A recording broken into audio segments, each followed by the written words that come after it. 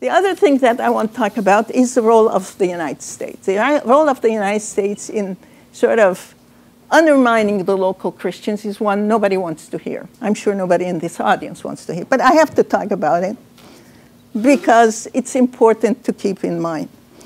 The United States has sent missionaries. They have done a great deal of good. There's absolutely no question. There is the educational system, the medical system.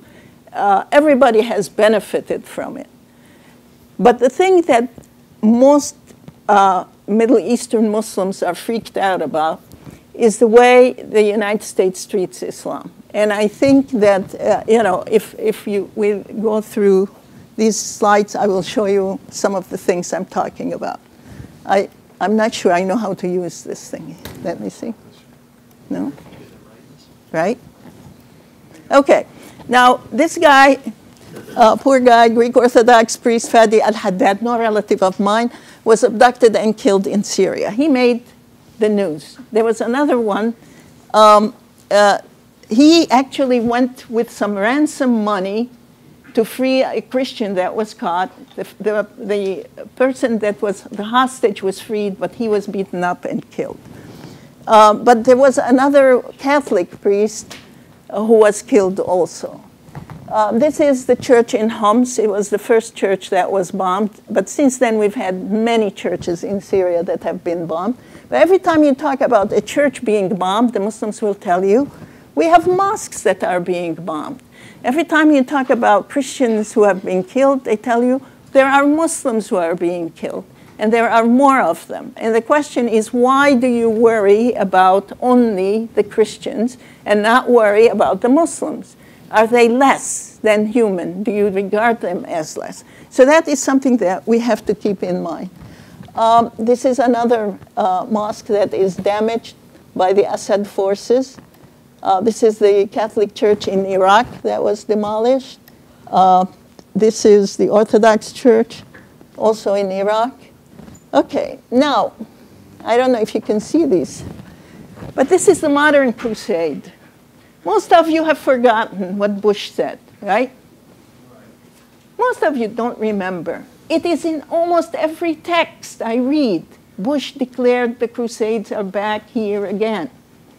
They remember because they choose to remember just as we choose to hear what we want to hear. We filter out what we don't like. This is Reverend Franklin Graham. He went in with the American army into Iraq. And a lot of people believe that his mission is what sparked the anti-Christian sort of reaction in Iraq, because he was going to convert Muslims, and he was, a lot of people think he has done a lot of harm. Now, I don't know if there are any people who support him here. I am sorry, I apologize, but I'm reporting to you what I read, okay? And she is evil incarnate. They talk about her. They do. She's in their books and articles. And of course, there is the mosque at the, what is it? Is it Ground Zero? It's 2 blocks away from Ground Zero. Yeah, there's all that debate. Right, right. Okay. And then there is this thing, which is how Christians see themselves. This is about Bethlehem, and this is the Christians of Palestine. They, there is no room in the inn for them. They're surrounded by a wall. One of the things that happened after the 67 invasion is that the Christians of the Middle East were separated from the holy places. And the holy places were very important to them. Now, I know I've been raised as a Protestant. I don't have necessarily that much attachment to holy places because I was raised to think that our heavenly Jerusalem is up there. But for a lot of Christians of the Middle East, holy Jerusalem is down on there. Every Christmas and every Easter, the Christians of Iraq, Syria, Lebanon, Jordan would get into trucks and buses and go to Bethlehem or Jerusalem to celebrate Christmas and Easter. They have not been, and the people from Egypt. They have not been able to go and celebrate since 1967.